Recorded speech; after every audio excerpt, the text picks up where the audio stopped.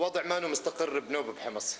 أجواء دموية في سوريا في الشهر 11 من الأزمة وفي بداية الشهر الثاني على حضور المراقبين العرب لم تثني المعارضين عن التظاهر وبكثافة في جمعة حق الدفاع عن النفس. اطلقنا الكثيب المتظاهرين في حي المرجع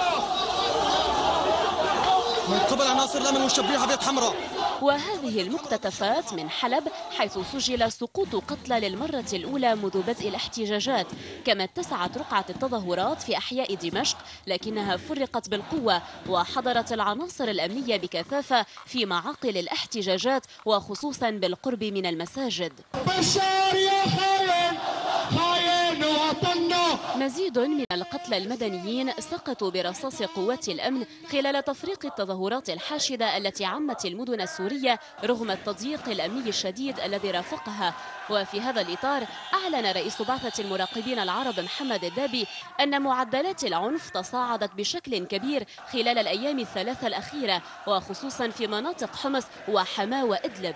المنشقون شنوا هجمات بسيارة مفخخة وبالصواريخ على القوات الأمنية والجيش أوقعت قتلى في صفوفهم. وفي تطور لافت أعلن الجيش السوري الحر اعتقال 5 عسكريين إيرانيين في مدينة حمص، مطالبا المرشد الأعلى للثورة الإسلامية علي خامنئي الإقرار بوجود عناصر إيرانيين في سوريا وسحبهم مباشرة من البلاد.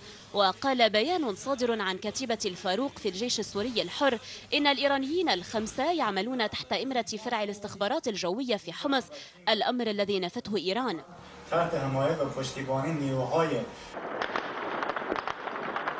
تظاهرات جمعة حق الدفاع عن النفس تزامنت مع حملة عسكرية عنيفة يشنها الجيش السوري على المدن المتمردة وفي طليعتها حمص التي كانت لها حصة الأسد من حيث عدد القتلى، كما استمر قصف حماة والمداهمات في ريف دمشق وفي درعا.